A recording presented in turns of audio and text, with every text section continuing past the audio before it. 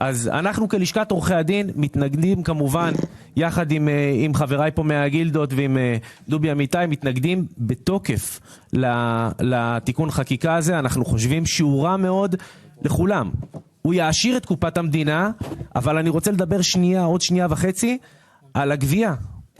הגבייה הזאת של מס רכוש עד שנת 2000, עד היום לא גבו את כל המיסים. אני לא יודע אם כולם מודעים לזה.